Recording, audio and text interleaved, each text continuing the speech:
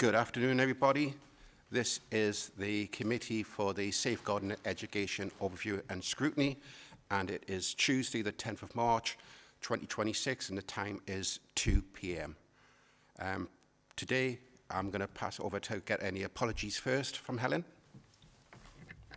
Thank you, Chair. So we have apologies today from Reverend Metcalfe, from Steve Bell, Victoria Wilson and Sonny Edwards. And also you've got a very recent change to your committee membership with Rhys Mandry joining, and obviously he hasn't had time to be able to get the dates in his calendar. So his apologies too will record, if that's okay, Chair. Thank you, Helen. Okay, go on to item 2. Is there any declarations of interest? I take that's a no. Okay, we will now go on to item 3, which is the Ofsted Children's Services Revisit Findings. And this is, I believe, going to be by the Cabinet Member for Children and Young People.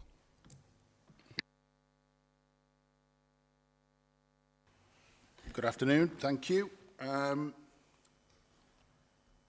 What is the overview the Scrutiny Committee being asked to do?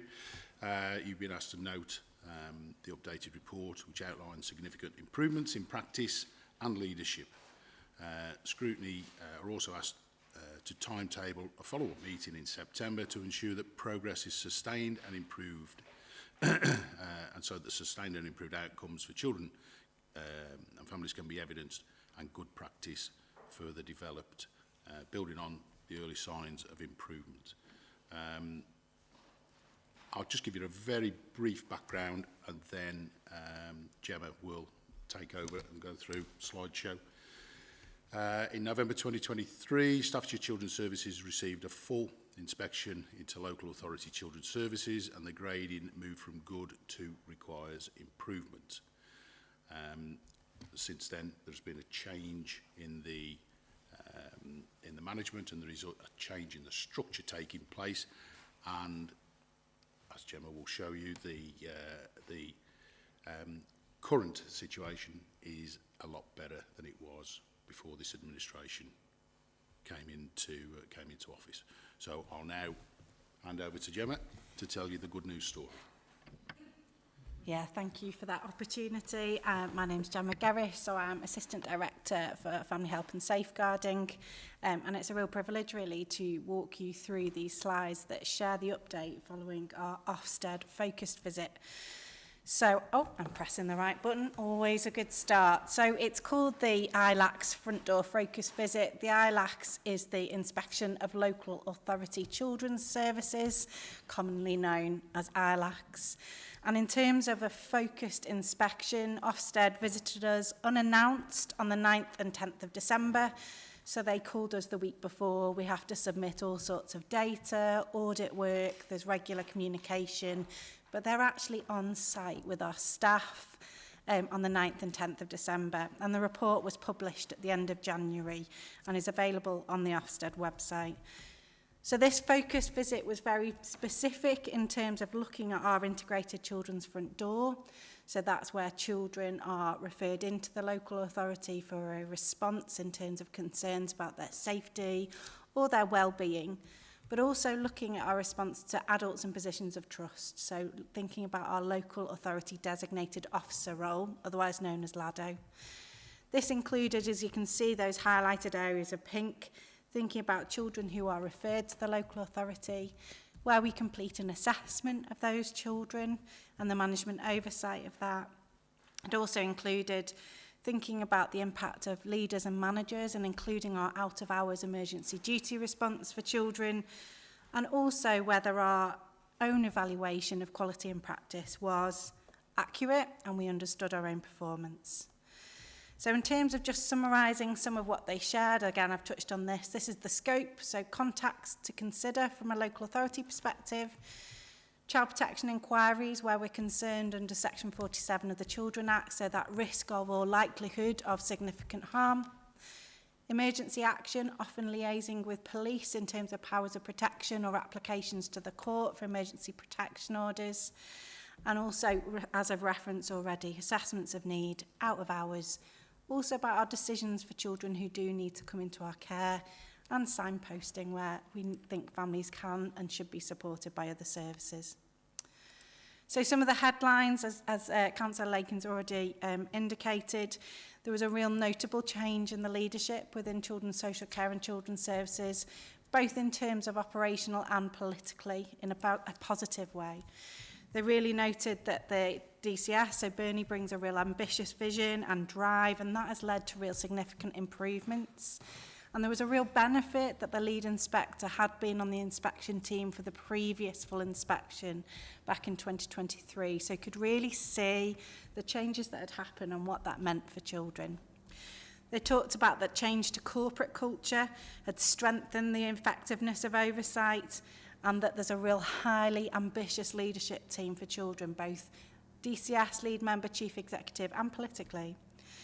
And it was also noted that leaders across children's services had a much more accurate view of what's happening for children, the quality of service, but also that realistic understanding of those challenges that do remain as we continue on an improvement journey. So in terms of progress identified and main findings, some of the specifics we've drawn out of the letter, real positive impact to the integrated front door. There was a lot of work with our partners to build up to this, and this went live in September of 2025. So only a few months before the Ofsted visit happened, but they could really see the impact of that in terms of management decision making, timeliness, clarity in terms of those decisions and how they were being made. They saw also that we'd really improved our response to adults in positions of trust, so that local authority designated officer, so the LADO response, where there may be concerns about adults in positions posing a risk to children. They saw for our emergency duty service that out-of-hours response to children at risk, as well as adults, but they focused specifically on children, really child-centred practice, but also saw the benefit of our provision of kind of an out-of-hours fostering service, which really benefited children. Where they did need to be brought into safe care, there was a service that could support them. They spoke to many social workers as well as reviewing practice on our records, and they saw that social workers were really committed. They were really good at developing trusting relationships with parents and children, and they could see that being recorded on records. And they saw, although changes were really positive, and as I've referenced, they're still quite new, some of those changes, that there is some fragility, because we have seen, since that new integrated front door, a real growth in demand into the service. Other progress, I've gone too far, apologies, really saw that relationship with our partners and the difference that we'd made, particularly thinking about also how staff were feeling safer in their practice and the decisions that they were making. In terms of what needs to improve, there were some really 3 key points for us to take forward on our continued improvement journey. So the evaluation of our quality through audits at times was optimistic, and I'd seen some missed opportunities to improve practice, but we identified that and shared that with them at the outset. So it's something we know we need to work on and continue to improve. They identified some of the quality of recording of that initial contact from members of the public and partners currently taken by the Council's contact centre required further improvement, and there are active plans in place to address this and bring that initial call being received by the integrated front door themselves. And they also recognise, particularly linked to the demand, which I've already referenced, the numbers of children allocated to our social workers sometimes was too many, and sometimes we needed to carefully think about the level of experience and capacity to meet the services practice standards where we had those higher caseloads than we'd ask. But they did see there's some improvement in management oversight, but it needed more consistency, which again was connected to that demand. And some real improvement in the quality of our assessments, but there's more we can do in terms of wider lived experience and really identifying that support within the community for our families. Key things for you to take away: there was a real confidence both in terms of the leadership team, but also the understanding of strengths and areas for improvement and the actions being taken. There was real validation and recognition that the vision was clear and there was drive and ambition in terms of those changes. And that could be seen in the implementation of the front door.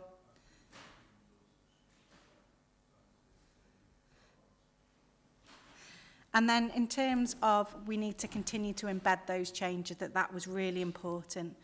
And that there's more work, including with our partners, to continue to build on this strength and the multi-agency decision making. And this links closely to our priorities across children's services for the year ahead. That we've got some key significant things happening. The restructure internally being progressed and the implementation of the national drive for the Families First Partnership and those children's social care reforms, which we really hope will help with the lowering of caseloads and improving that consistency in terms of managerial oversight. The implementation of Liquid Logic, which is our case recording system, will make a really big difference for our staff. It's more intuitive and it will make a difference in terms of the quality of the recording and the pathway for a child in terms of capturing that accurately and consistently. We need to do more around developing our sufficiency arrangements, particularly for our children in care, and refining those corporate parenting arrangements and that responsibility and duty as a corporate parent that is both extending from us as a council but also to our partners. And picking up on those two key things as well in terms of areas for improvement, improving the consistency of that management oversight, again supported through implementation of Liquid Logic, but also in supporting and equipping our managers through training and guidance. And then improving our quality assurance, thinking about the rigour of what we're doing, how we do it, how we moderate effectively so we can pick up and respond to that over-optimism, but also thinking about that consistently against that map of demand. So there is a link within the slides. Please do visit the letter. It's something we've been really positive about. It shows our staff's dedication to making a difference and also hopefully shows that we're well on our way in that improvement journey. Always more to do, but we're celebrating those successes. And we are likely to receive another Ofsted inspection in line with what you'd expect from the standard framework. This will either be another focus visit on a key cohort of practice. It could be a JTI, which is a joint targeted area inspection and is more focused on the whole multi-agency response. So it will include both the police inspectorate and the health CQC inspectorate to have that coordinated view. Or it could be a full standard inspection before the changes in terms of the single word judgments in 2027.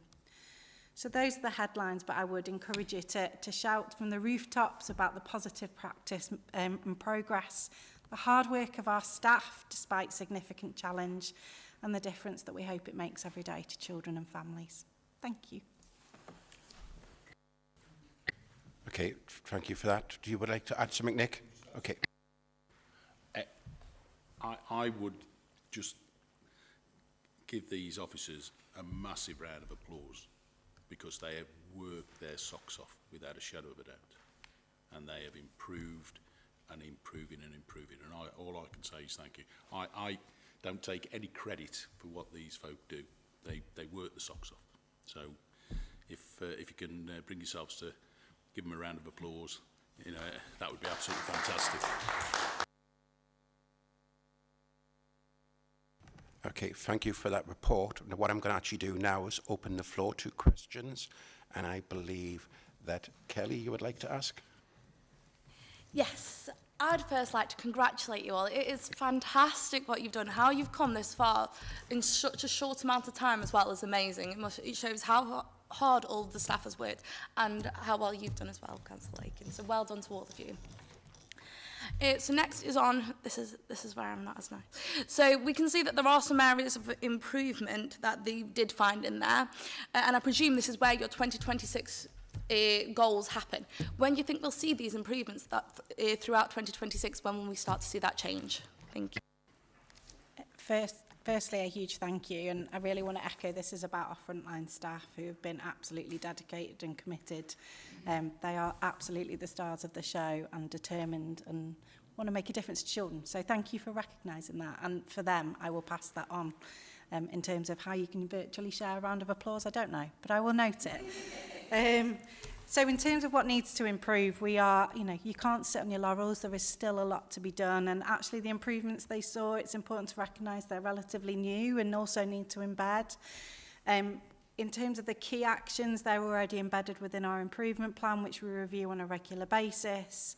We'd like you, as Councillor Lakin's already noted, to seek our return in September to continue to see that drive for improvement. There is clear expectations within the next 9 months in terms of restructure to really enable some of this change in terms of line of sight, reducing caseloads, but also in terms of the implementation of liquid logic all at the same time, and the national government reforms. So the kind of triangulation of those key reforms will help us drive improvement through our improvement plan, through day-to-day practice, but also, we'd invite you to help us by having that scrutiny back in September. Do you have another question? Yes, it's more just, so as you have different areas that are coming in, like liquid logic, like more staff members, would you like it to come as just as a practical thing, as individual issues that you would like to be scrutinised individually, or would you like it to all come as a whole?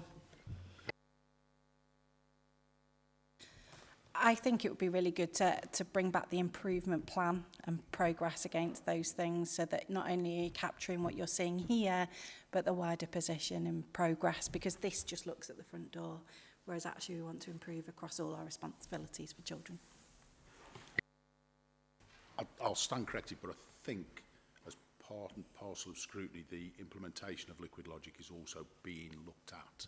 So, but I'll stand corrected on that, because it covers both adult services and children's services. So I think the implementation of it, I think is being looked at. But if it's not, it'll be certainly the children's part will be part and parcel of the next review.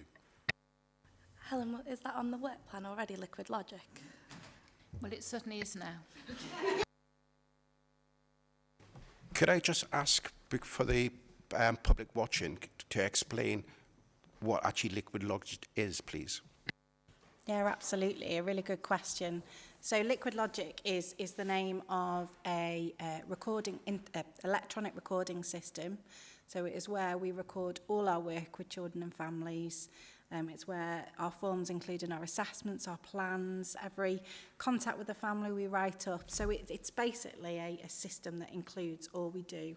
And so that if anybody requests their records in the future, that's what it will be drawn upon.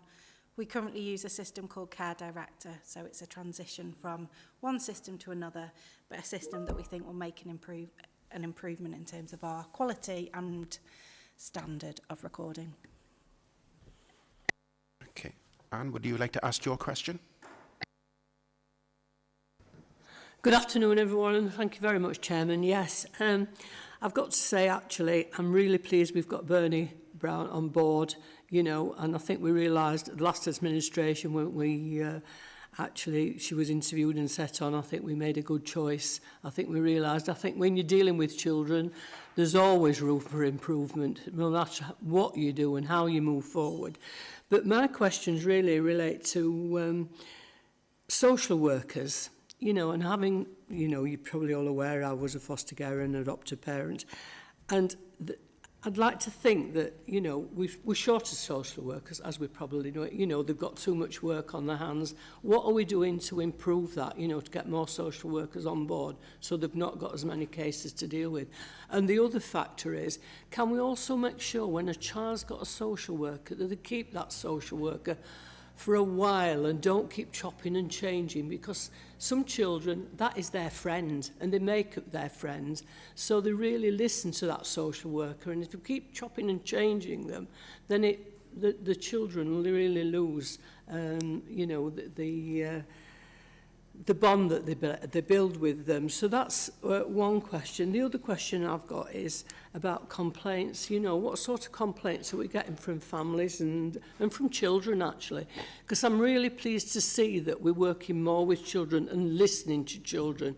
I think it's so important. I think, all right, in the past we've probably not done that as much, but I think now, you know, with Bernie on board and wanting to listen to the children, I think it's really good.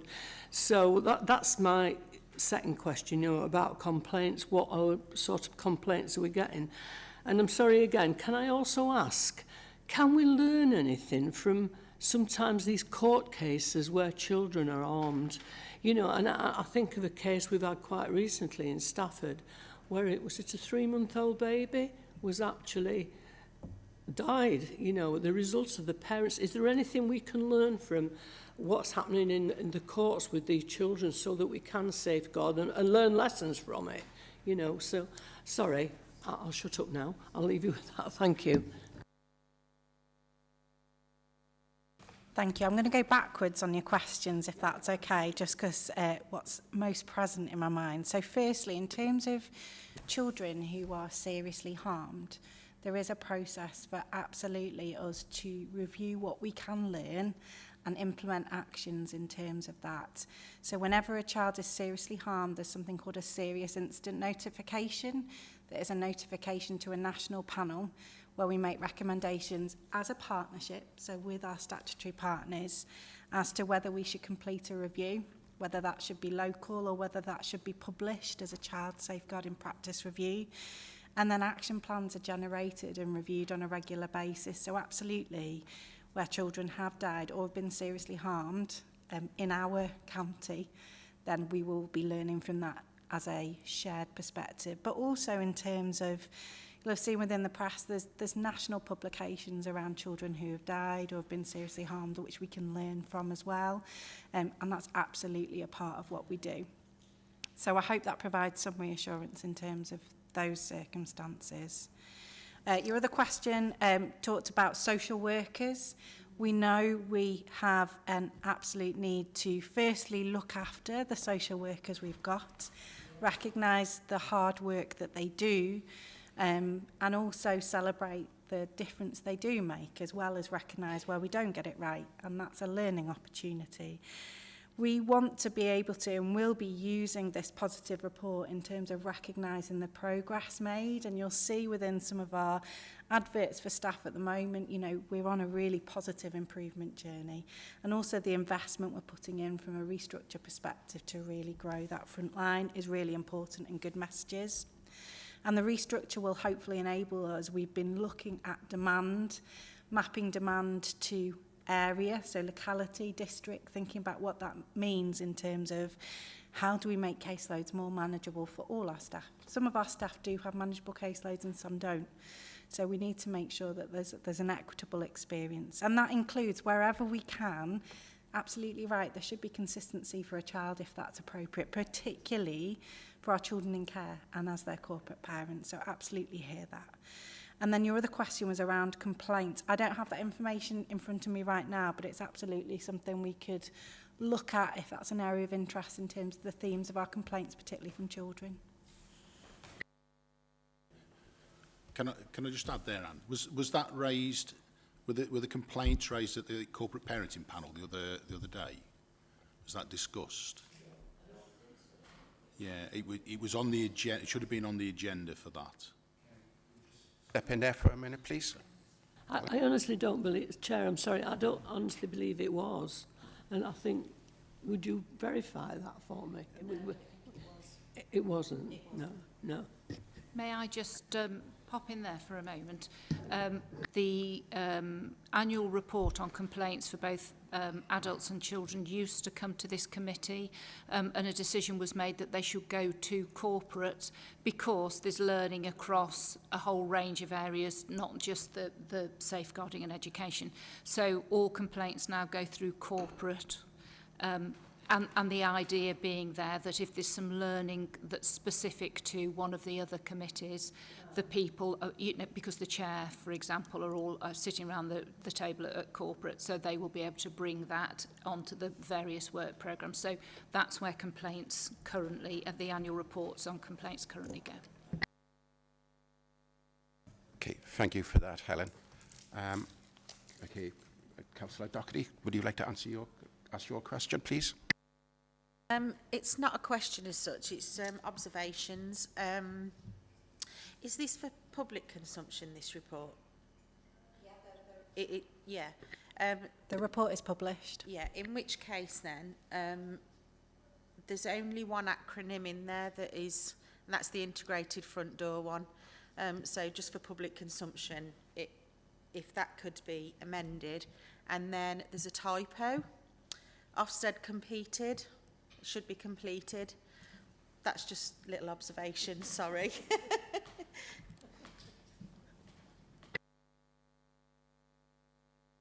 Does anybody else have any other questions?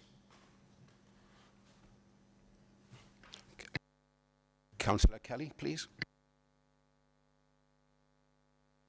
What I wanted to ask was, I've noticed a lot that reunification with families, a lot of the time, that could help. If we offer the parents enough support, we could then, they then aren't in fostering, it can remove the strain in the system, only when it is absolutely possible and the parents have done the work and that can happen.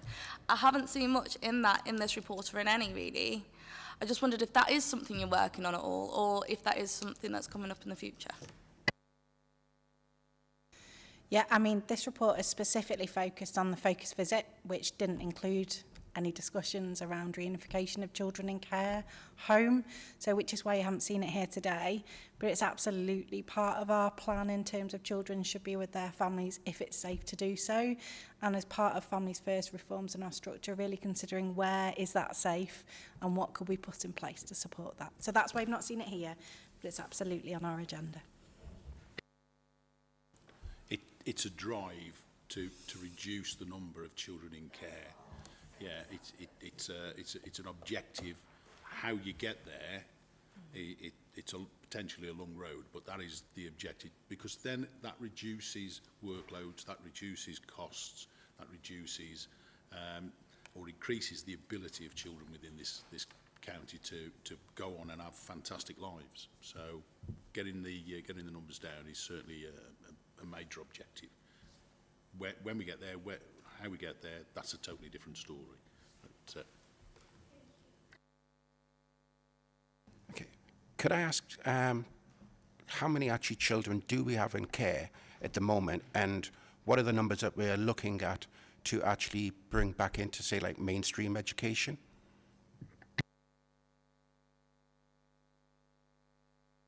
So I can answer in terms of, as of today, we have 1,374 children in our care. They include children who are going through proceedings actively, so decisions are being made about their plans for permanence, and children that where a decision has been made that that's the right plan for them for permanence, and will support them through and support them as care leavers as well. In terms of what's ongoing, I think it's really important, as I've touched on, that Family First reforms really look at that earliest possible help, working with families wherever we can, and also making timely decisions about children entering care. There were no concerns raised in the focus visit that we were making inappropriate decisions for children to come into care. So whilst that number is high and there's a drive to make sure it is reduced and that we support children with their families wherever we can, there's also a balance of making sure there are children that need to be safeguarded and where they aren't safe at home. Okay, would you like to add something to that, Nick? yeah, there has been an increase, but that's because we're now doing it properly. So we're identifying what should have been identified before, and that accounts for the majority of the increase. So we need to know where we're at to know what we've got to get to. So yeah, the figures are high, and they may still rise a little. You cannot account for what's going to happen in the community, but as I've said before, the drive is to bring it down. So we've identified that there are children that were not coming into the system that should have been, and now we're trying our damnedest to get it reduced safely. Okay, thank you for that. Okay, Councillor Kelly, would you like to ask your question, please? Yeah. Now that you have the priorities where they are, I suppose you can give families now that the priorities are where they should be, you can give those families the support they need before it gets to that point, now that the priority level is where it should be, thanks to now. Is that a goal now? That now you know where the priority should be, now that everything is at the right level, you can give them the support so that they may, in the future, not end up in care, and these numbers may come down then. That way, now that they've had this big increase, it might come down then. Yeah, I think that's one of the main, the fundamental sort of pillars of the reorganisation to identify, to get in as early as possible to prevent children coming into care wherever.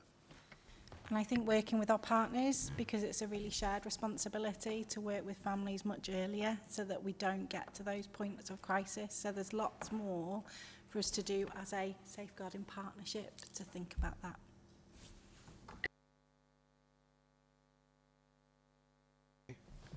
Anne, would you like to ask your question, please?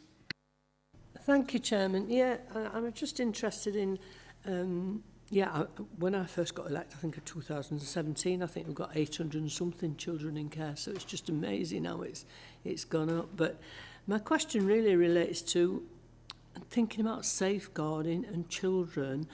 If you know of parents that a baby's going to be born, but you know those parents are into drugs, shall we say, you know, and that that baby is going to be harmed, you know, when it's born for some reason or because the parents are on drugs. Do you actually take that baby into care straight away or into foster care?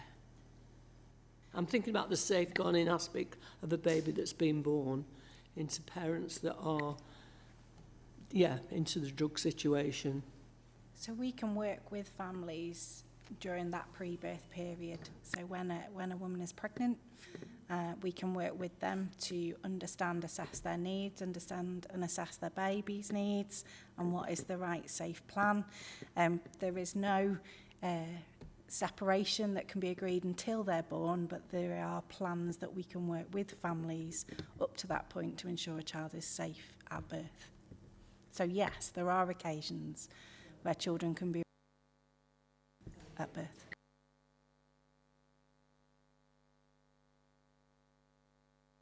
Okay, does anybody else have any more questions? Okay, if nobody else has any more questions, we can bring this section to a close. And is everybody happy to bring this back to here again September? Yeah. Okay. Yeah, Councillor Kelly? So just bring this back in September and then a second bit on the work plan for Liquid Logic as well, because that was brought up earlier too. So I will go back to colleagues and just check that Liquid Logic, because it again spans various areas, isn't already been dealt with by another scrutiny committee, and we will make sure that if it isn't, it will definitely come back here. But I just want to check we're not duplicating first, and make sure that it's being considered by the appropriate scrutiny committee. Sorry, I'm staring at Antonia because she's chair of health and I don't think it's on health.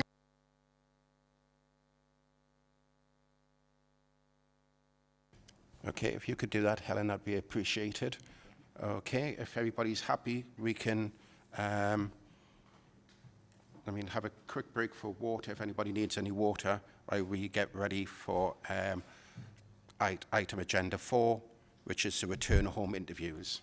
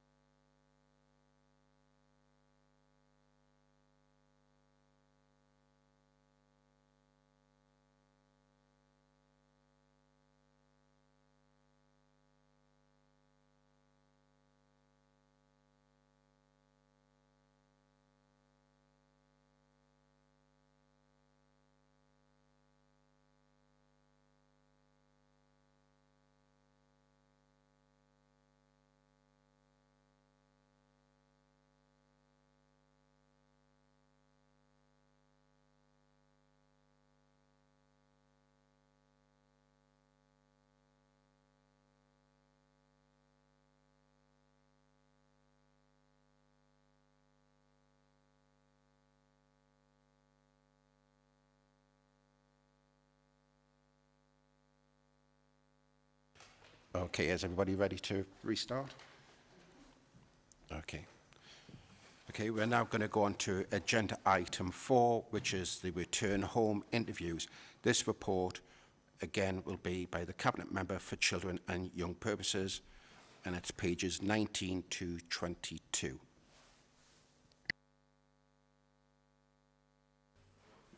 Thank you. The return home interview headline data. Why are you being asked to look at this, and why? Well, the return home interview RHI data was requested following a change in the decision making on the 12th of January 2026, which was agreed for return home interviews for children placed by another local authority into Staffordshire to no longer be covered by our commissioned services. This decision was in line with statutory guidance. The data presented now shows the detail regarding the missing episodes for children in Staffordshire and our completion of RHI's return home interviews. This data is also presented alongside summary headlines. The headlines for you are, and then I'll pass you over to Gemma to go into any additional explanation. 98% of return home interviews were offered, 75 were completed, 71.5 were completed within 72 hours. There were a total of 1,453 total missing episodes between 2024 and 2025, involving a total of 649 children. Children prefer face-to-face return home interviews. 75% were consulted, and best practice supports independence in completion of the return home interviews. If you remember those that were in the last or in the Scrutiny Committee where the decision was called in, there are children outside of the county which were being interviewed. Return home interviews for any children that went missing out of the county were carried out by social workers, and in the county carried out by the commissioned independent people. They are now doing the outside and inside of Staffordshire return home interviews. 223 safeguarding referrals made by the current provider to action further support for children and families originated between 2024 and 2025, as I understand it, and 20%. There's a 20% reduction in missing episodes for Staffordshire children between 2024 and 2025. Those are the latest sort of bulk figures that we have. I'll now pass you over to Gemma, who will give a little bit more of a breakdown. Yeah, I mean, obviously within the report you can see the breakdown in terms of missing episodes, how many relate to what children. So you will note there are more episodes than there are children.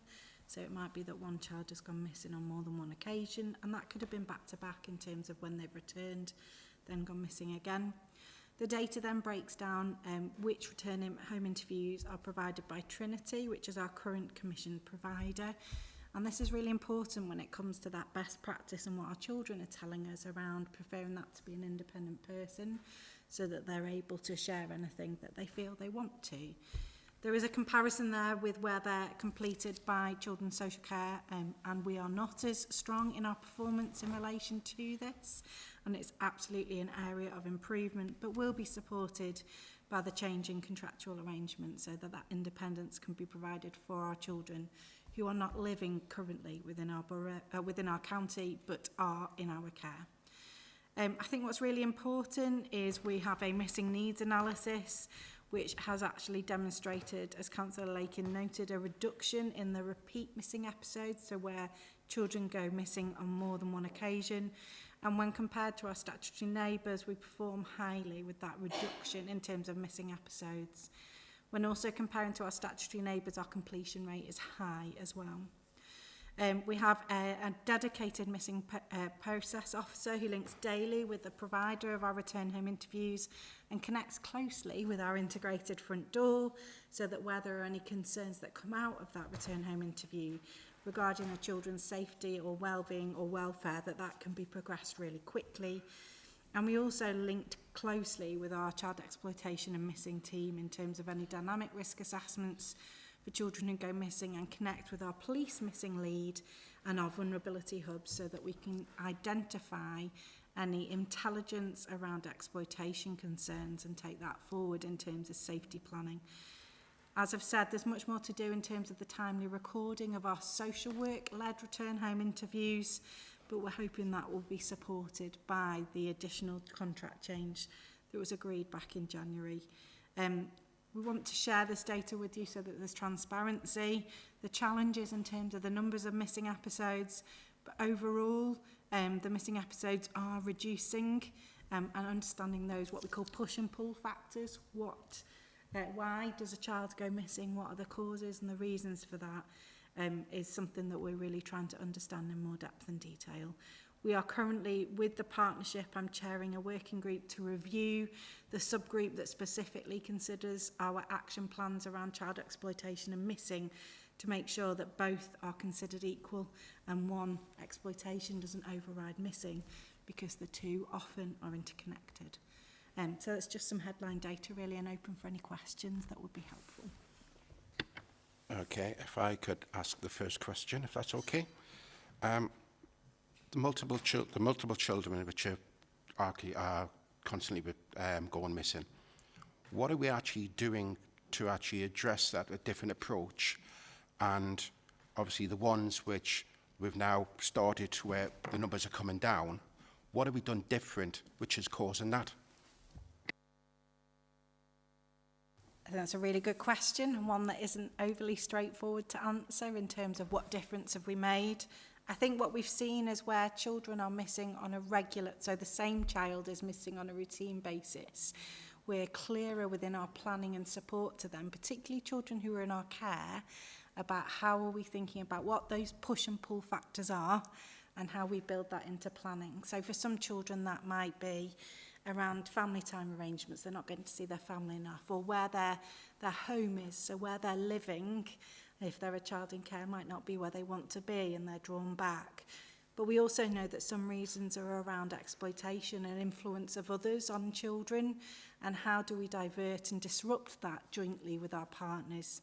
But for some children, they may go missing once and never again, and what this data doesn't immediately tell you is how many of those children are there. Thank you. Does anybody have any questions? Okay. Thank you. You say that 75% of the RHIs offered have been completed.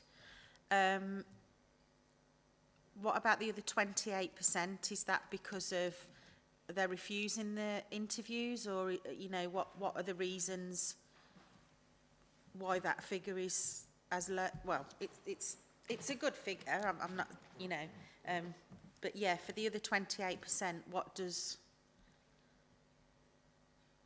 Yeah, so you'll see that difference between it being offered and completed, as you say, is different. So our offer is 98%, 75% are completed. So for those children who refuse it, so some children will say, no, I don't want to be part of that or partake in it. Some parents may not wish for that return home interview to happen. And this might be a child who's been missing once and never again, and there's a clear trigger that's well understood by the family. Or it might be that it is not completed, and I think we've referenced here, child could be experiencing a real mental health crisis or detained in police custody, so there may be contextual reasons. So I think there's lots and lots of different reasons why it might not be, but I think the bigger figure is that it's been offered and encouraged, and this would always follow that safe and well check from the police first. So it's an additional opportunity to understand the whys. I think you'll also see in terms of month by month that can really fluctuate. So some months it's 93% have accepted, and some months it's 73.5. So it will really depend on the context for the child. Main thing is it's offered, so that it's something we can absolutely try and understand a little bit more. Councillor Kelly, would you like to ask your question, please? Hi. So I just want to express a gentle but important concern. Now, I wrote this down because I get tongue-tied if I don't. So the report we have been given makes several positive claims, but the evidence behind the claims isn't really clearly set out. We can't see where you got the evidence from. We can't see all the data behind it. And if I'm not mistaken, Scrutiny identified significant safeguarding, operational and government risks within the issues, and this was examined at the corporate scrutiny. And these issues are strong enough where it got referred back to here for further scrutiny again. Yet the documents present does not show how these risks have been worked through or how the improvements described have been immediately validated. I'm not saying this as a criticism, I'm not, but simply because as a panel you have shared responsibility to make sure the information you rely on is transparent. So this is what you get from Trident to make sure that we all receive that, or whether or not it's diluted to the point where we can't, that is GDPR within that, accountable, and that you give the full picture you need to support good outcomes for these children. So it's more the data behind it where we need to see that and make sure that we can be reviewing it as well. So, again, correct me if I'm reading it wrong. You want a more in-depth explanation of the data? Yes. Okay.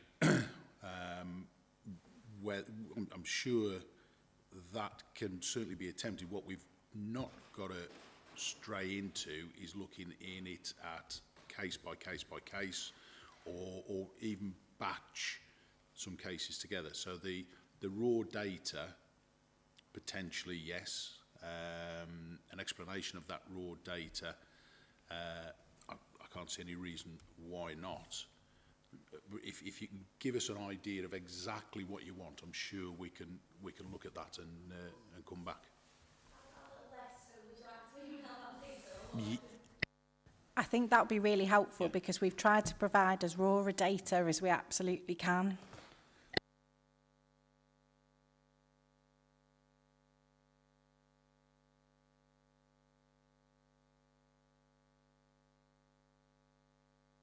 I'll email it all across rather than wasting the time of the committee today, and then if I can share those things. I think it's more to make sure that they're doing it in a timely fashion, what the data, how long Trident's getting back to you, how they're integrating with the front door, making sure that those are done in a timely fashion as well, and those types of data to ensure that we are using the integrated front door for this, and that we are using everything within the right time frame with the right data, and making sure that the police, social care, and everyone has this data that they might need to protect all the people in the county. Yeah, I think you touch on a point there, which again, it's a concern of mine. We cannot dictate to other agencies what they do or don't do. They manage their own resources. And I know from the meetings that I'm in, the multi-agency meetings that I go to, there certainly is a drive to make sure that they are doing the best they can and providing the most appropriate information that they possibly can. But the police are the police. The health service are the health service. Yeah. I meant that making sure that Trident are going to the police in a timely fashion, that this third-party company are doing what they're supposed to do in a fashion that is within the timeframes, so that then the police and everyone else has the data that they might need to safeguard and do what they need to do. Not that we can control what they do, but making sure that this company does what is right and gives the information to where it's supposed to be, in the timeframes, in the way that it's supposed to do. So if it just helps, what I'm hearing is that you, in terms of what Trinity provide, they provide us all this raw data which we've shared, but I think what you're really leaning into is the timeliness of us receiving that. Is it timely? I think it's really important that the first people that have contact with these children and alerting us is often the police, so it's police to Trinity, not Trinity to police. I think it is like the law, though, like from the government or statutory guidelines, that they do return home interviews as well as the police, because a lot of the times these children will not give all the information to the police. They're not going to want to talk to them, especially if they've had bad dealings with them in the past. And this data does at least show that they are more willing to talk to a third-party person than they are necessarily to the police. So why they may go to the police, why the police may go to these children and say they've gone away and this, that, and the other, then if the children do give the information where they may be in danger, or there may be risks, or they may be trafficked, then that is then relayed as fast as possible to the appropriate people. I think so, I understand where you're coming from there. It's basically holding Trinity to account, you know, and ensuring that they are doing the job that they are being paid to do. Totally agree. Now, I'll stand corrected. Gemma will tell me if I'm wrong here. The dedicated commissioned officer who's in daily contact with Trinity, that's a role for me. That's a role that they should be certainly examining and bringing back if it's not happening. You know, if they're so, our management of Trinity, as much as anything, is by that particular individual. Come back again. Sorry, Chair. So what leeway do we have if we were in a contract with Trinity for X amount of years? What abilities do you have to negotiate with them if they're not doing their job? I think the challenge is with no indication at the moment they aren't. We perform higher than most local authority statutory. I'm going for worst case scenario here. So making sure that, as you said, that is your job where they do go to and you are checking that they're doing it right. Well, what recourse do we have if they don't? But that would be through contractual management, which is why there is a dedicated officer. And I think it's important to note that this information comes through daily, through to the integrated front door, through the missing officer, to be shared with the team appropriately and followed up. So I'm happy to take away that you'd like more raw data on the timeliness between the return home interview and that being shared, and checking that that is daily and where the divergence is from that. Is there any other raw data that you're seeking specifically? And just before we go to your question, could I just ask for one thing? Could we have a copy of the actually sheet of questions that are actually asked at the interviews? What the return home questions are? Yeah. I can have a look. They might. Yeah, I'll see what I can find. Okay, thank you. Okay, Anne, if you would like to ask your question, please. Sorry. Yeah. Yeah, if there is a standard sort of pro forma to go through, yeah, but I would think each individual missing episode has different characteristics with it, which, although there might be sort of broad topic areas, drilling down into those topic areas, I wouldn't think would be on a pro forma, but we can certainly look, yeah. And if you would like to ask your question, please. Thank you. Gemma, you said about trying to understand why children go missing and trying to understand why they go missing. I mean, I could write a book about the number of times when I was looking after Alex that he went missing, and for all different reasons. But what we've got to understand is some of these children that are in care and had such a traumatic background. This is why, to me, it's a cry for help. They go missing, and this is where a dedicated social worker for that child comes in, because they build a bond and they trust that social worker, and they will open up. Probably might not open to the parents, but they might open up to the social worker to explain why they've gone missing. So that's why it's so important that on that journey they have the same social worker for such a long time. But to come back to what I originally said, I do think it's a cry for help, because they've got so many issues that's got to be dealt with, and it's a real traumatic time for them, yeah. But that's my answer to it, you know, it's a cry for help. Was that a question or a statement, Anne?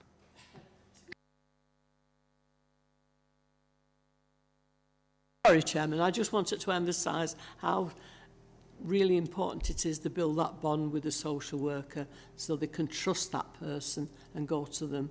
When they've gone missing, they come back and they've got to be interviewed. If that social worker's there and they've got that bond, then they will open up more than they're talking to the police or anybody like that.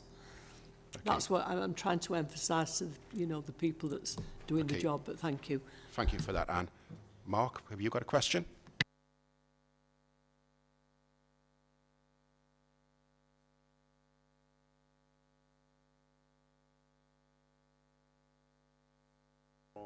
Those interviews, is there a breakdown in regards of why people do go missing is that there's a percentage that are due to family and then a percentage that are third party. I think the third party ones are the ones that are probably slightly more concerning if it's drugs related, prostitution, etc. So I just wondered from the data, do we get that sort of breakdown so we understand much more family ones are probably the easier ones to resolve than the other ones. I think it's fair to say that children who go missing will go missing for multiple different reasons, and it might be multifaceted in terms of the why.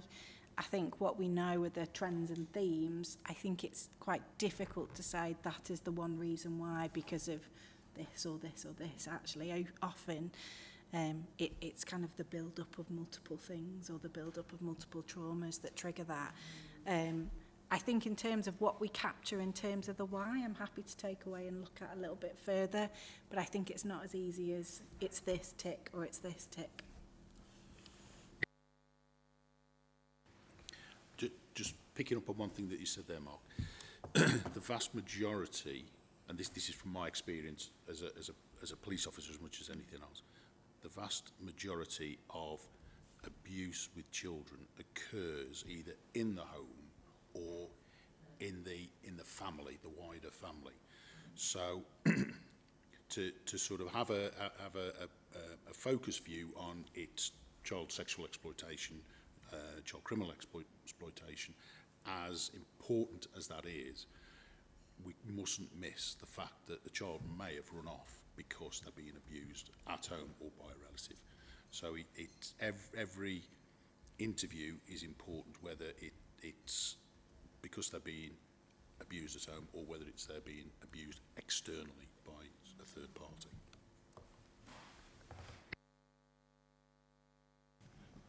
Would you like to ask your question, Antonia?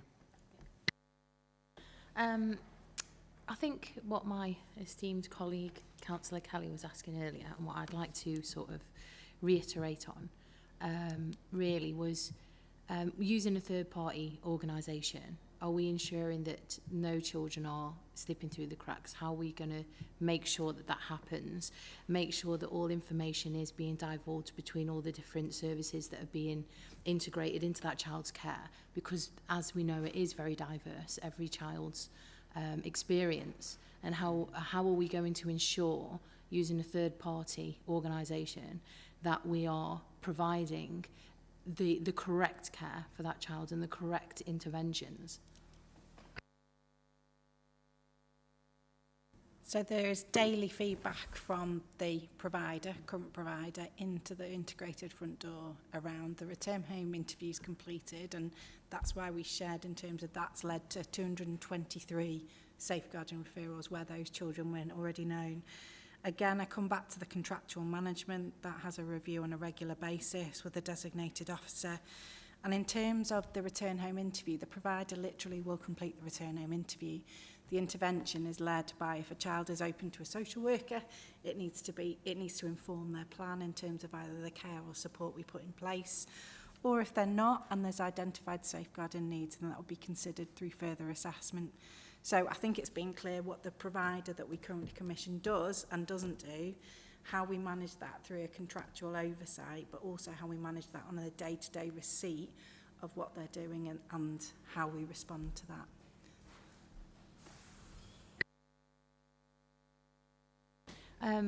I understand that they'll give us feedback, but how are we going to ensure that the feedback that they give us is correct?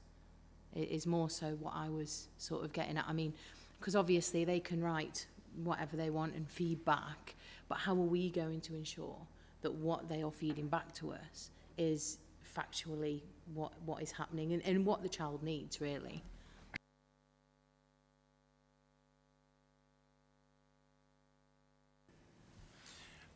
The way I would sort of break it down, the child goes missing and is found, returned. The return or the safeguarding interview, for want of a better description, is carried out at that point by the police. So there's information there that comes into the system. The return home interview is carried or is offered, may not be accepted, may be accepted, and again an explanation is given. That may confirm what was said to the police. It may not. It may contradict what was said to the police. If it contradicts, that should raise alarm bells. If it confirms and there's anything in there, that should raise alarm bells. So then it would, all that information would come at the end point. I mean, it will go through other stages first, but it will come at the end point to the social worker. So the social worker will then go and be speaking with the child, and will have that conversation, and potentially have that conversation about the missing episode. It may be a repeated missing episode, and the circumstances may be the same, they may be different. But again, there's that scrutiny of that information that has come in. And I would say any social worker worth their salt would be addressing that issue and talking about that issue with the child at the most appropriate time. So if that isn't happening, that's a management aspect.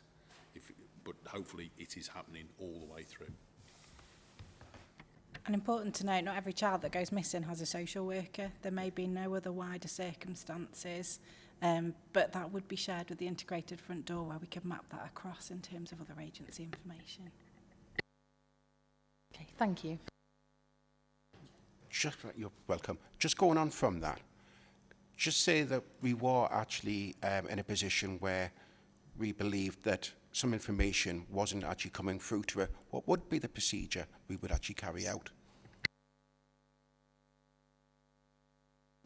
We'd investigate it from building on the source of indicating that it wasn't. We'd have to look into that in terms of if it had been flagged.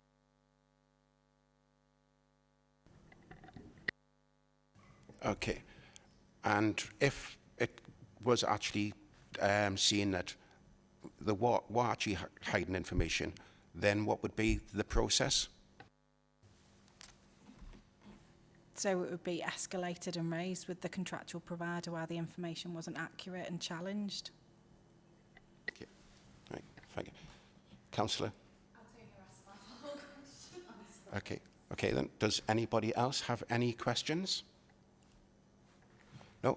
Okay. I would like to thank Nick and for coming today and giving this very detailed report, and also just again to pass our regards on and appreciation for the excellent work that is being done moving forward. And I mean, we look forward to actually speaking to you and hearing the brilliant, even more process moving forward in September.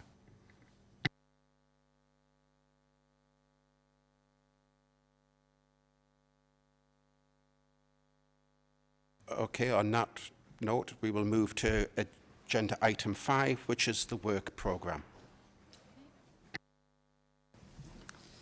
Thank you, Chair. So 1 or 2 updates on the work programme. You'll notice, first of all, that the minutes from the February meeting weren't included on this agenda, and that's because the agenda for this meeting was published only 2 days after the meeting, so you'll have 2 sets going to the next, to the April meeting. On the 2nd of March, we had an informal work programme planning session, and hopefully you will all have received an email which set out some of the decisions that were made then about timing of and priorities around the work for the next municipal year. The Elective Home Education Working Group has nearly concluded its work. We're currently arranging a meeting with young people who are electively home educated. That's going to be, we're hoping, if everyone can make the date, that will be at the beginning of April. And then very shortly after that, the members of that working group will be drawing together their conclusions and recommendations, and the report will come back to this committee. And then finally, just to update members that there has been a membership change, and so Rhys Mandry has replaced Helen Williams on this committee. It's a very recent change. We were only informed of it at the end of last week, so I imagine he'll be joining you at the April meeting, hopefully. And that's it. Thank you. Thank you, Helen. As we don't actually have any topics on the agenda under item 6, the exclusion of the public, then I will bring this meeting to a close, and I thank again everybody for attending today, and I look forward to moving forward with you and building this excellent committee that we've got. Bye.